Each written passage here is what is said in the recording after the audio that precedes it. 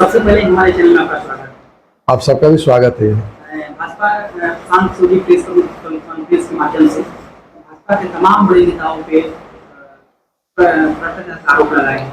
आप इसको किस तरीके से देखते हैं? देखिए, वो भ्रष्टाचार का आरोप नहीं लगाए हैं, बिहार के आम जनता को ये बतलाए हैं कि आपके जो भी शासन में आया है बिहार में सिर्फ अपना विकास किया है। ये जो भ्रष्टाचार उसी का एक प्रमाण है। आज एनडीए वाले सब कहते थे कि सरकारी कर्मचारी भ्रष्टाचारी है, हर जगह भ्रष्टाचार लिप्त है, लेकिन दुर्भाग्य है कि इनके साथ साथ मंत्रीगण भी भ्रष्टाचार में लिप्त है।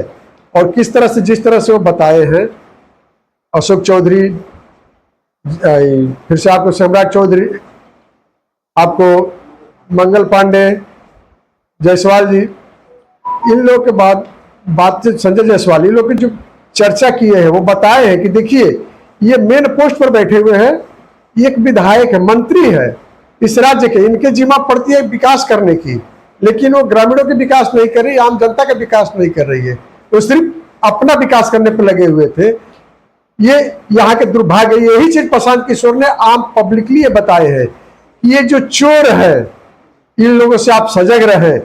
अब इस बार आप लोग जन स्वराज को देखे, पब्लिक के तरफ मैंने ये संदेश दिया जा रहा है कि आप चोरों को पहचानिए कि जो अभी तक 30 साल में जो शासन चला है, कभी आरजेडी के संग में नीतीश जी थे, कभी बीजेपी के संग में नीतीश जी थे, ये तो दुर्भाग्य है कि हर समय भ्रष्टाचार हुआ है।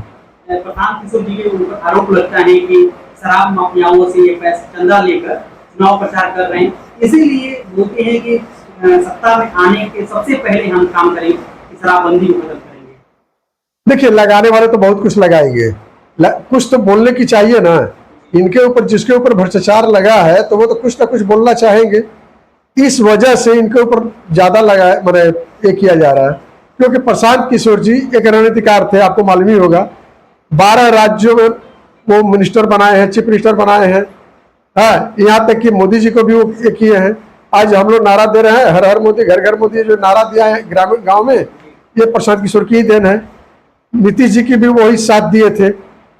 तो कहने का मतलब है कि प्रशांत किशोर जी को किस तरह, जिस तरह प्रशांत किशोर जी ब्लेम लगा रहे हैं, वो बोल रहे हैं कि अभी और एक चौथी किस्त बाकी है, तो इससे ये डर गए हैं और डर के वजह से ये लोग चाह रहे हैं कि किसी भी तरह प्रशांत किशोर के अगेंस्ट में किसी भी कोई भी छोटा क्लू मिले ताकि हम लोग उनके अगेंस्ट कुछ कर सके। ये तो दुर्भाग्य है।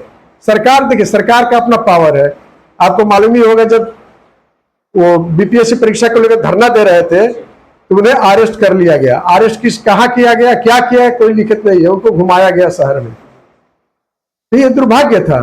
वो बोलते भी अपने ये में कि बख्तियारपुर साइड में किसी हॉस्पिटल में लोग लेकर गए थे, वहां के ये पुलिस बोला कि एक रिपोर्ट बनाने के लिए डॉक्टर बोला कि आप हमको लिखित दीजिए, क्योंकि इनके पास तो कोई लिखित आदेश था नहीं। तो ये सरकार की नाकामी अपना सुपाने के लिए नाना रंग का हथकंडे अपना रही है। उसी तरह नेता लगन भी अपना एक एक आरोप बना रहे हैं कि किस तरह प्रशांत किशोर को बदनाम किया जाए। ब्रह्मपुर विधानसभा में जो रास्ते की स्थिति, ये जो पानी का बाढ़ हर वर्ष बाढ़ आता है, इसका आपकी नजर में परमानेंट सोल्यूशन क्या है?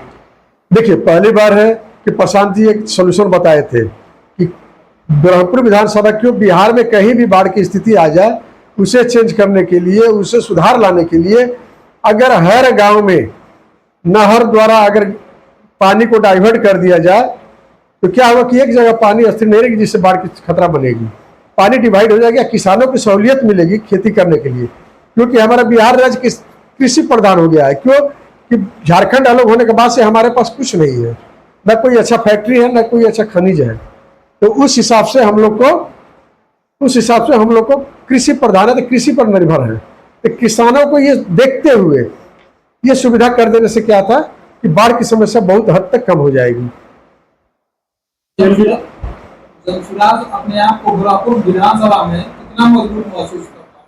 देखिए, पहली बार है कि जनसुराज अपने आप में बहुत महसूस कर रही है मजबूत, क्योंकि यहाँ के नौजवान जो है 80% नौजवान जनसुराज से जुड़े हुए हैं। और यही नहीं, जो नहीं जुड़े हुए भी, वो भी मीडिया द्वारा हुआ, फेसबुक हुआ, व्हाट्सएप, इसके द्वारा वो लोग जुड़े हुए हैं। और इस बार यहाँ के जो विधायक हैं, इनके प्रति एक नाराजगी है, क्योंकि 10 साल में सिर्फ वो अपना विकास किए हैं, हमारे ब्रह्मपुर क्षेत्र का कोई विकास नहीं हुआ है। खैर ब्रह्मपुर क्षेत्र का 10 साल के 30 साल से जो भी यहाँ पर आरजेडी रहा, बीजेपी रहा, कांग्रेस रहा, निर्दल भी रहा, किंतु कोई भी अपने क्षेत्र का विकास के लिए नहीं सोचा है। हमारे ब्रह्मपुर विधानसभा क्षेत्र में कोई एक अच्छा हॉस्पिटल नहीं है। आज भी हमारे यहाँ के ग्रामीणों को कुछ होता है तो शहर की तरफ पलायन करना पड़ता है ट्रीटमेंट के लिए। अच्छे एक कॉलेज नहीं है ब्रह्मपुर विधानसभा में कि जहाँ पर हमारे यहाँ के जो क्षेत्र के लड़के हैं उस कॉलेज में अपना एडमिशन करें, पढ़ाए। हमारे क्षेत्र में विकास की गति होती है, सड़क कहा जाता है, नाले कहे जाते हैं। आप किसी भी गांव में पंचायत में चलिए, किसी मेन रोड पर चले जाइए, आप ब्रह्मपुर क्षेत्र में सेमरी प्रखंड में चले जाइए, नैनीजर एरिया में चले जाइए, चक्की में चले जाइए, आप चले जाइए, रास्ते की अवस्था जो है, आप लोग खैर आप लोग तो खूब घूम रहे हैं, पता हो कि रास्ते की दुर्दशा क्या है। कहने का मतलब कि यहाँ पर कोई विकास ही नहीं हुआ है। उसी तरह पंचायत अवस्था में जो स्वास्थ्य केंद्र है वहाँ पर ना अच्छे डॉक्टर हैं, दवाई उपलब्ध होती है। ये दयनीय अवस्था हमारे क्षेत्र की है।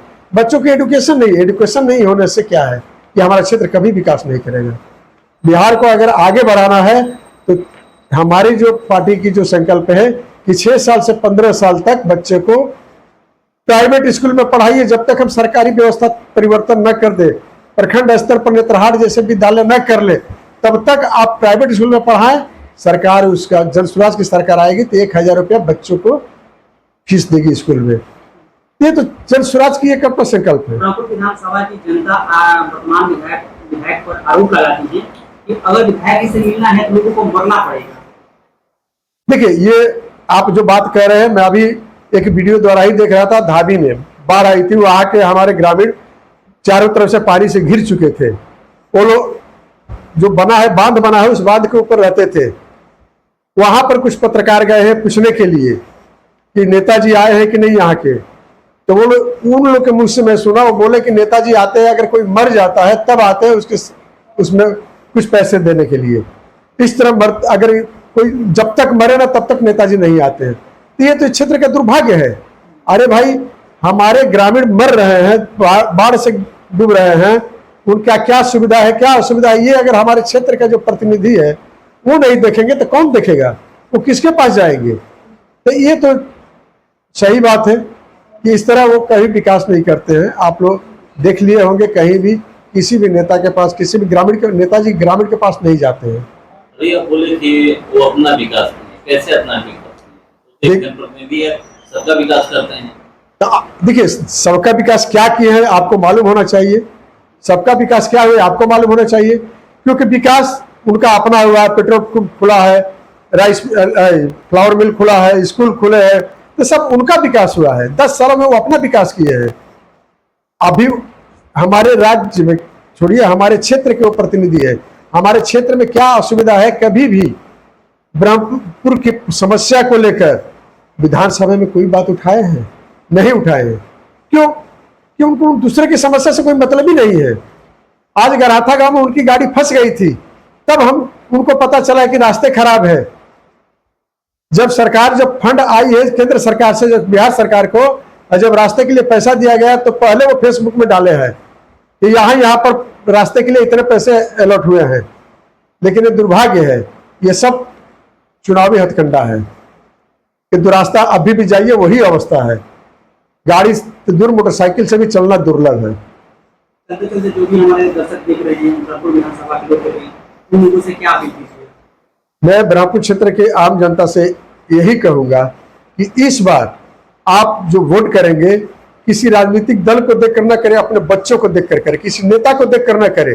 आपके क्षेत्र में एक अच्छा हॉस्पिटल हो, एक अच्छा महाविद्यालय हो, एक अच्छा स्कूल हो, एक अच्छा स्वास्थ्य केंद्र। कहने का मतलब कि हर चीज जो हमारे यहाँ के रोजगार हो, बच्चों का लघु उद्योग का बढ़ावा मिले, महिलाओं का आत्मनिर्भर बनने की सुविधा मिले, किसानों को सुविधा मिले, ये देखते हुए अपने बच्चों के भविष्य के लिए, जो पलायन मेन हमारी मुद्दा है, पलायन रोकने के लिए आप लोग जन स्वराज को स्कूल चिन्ह में अपना वोट, कीमती वोट देकर एक बार मौका दे और देखे कि अगर जन स्वराज आती है तो बिहार का भविष्य अपने आप सुधर जाएगा।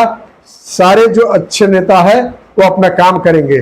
एक जन स्वराज में ही एक ऐसा संकल्प है कि अगर कोई भी नेता अगर चुनाव लड़ने जाएंगे तो उन्हें एक शपथ पत्र देना होगा कि अगर 2.5 साल में जीतने के बाद 2.5 साल के अंदर अगर अपने क्षेत्र का अगर कोई विकास नहीं करेंगे तो उन्हें अपने पद से पद त्याग देना पड़ेगा।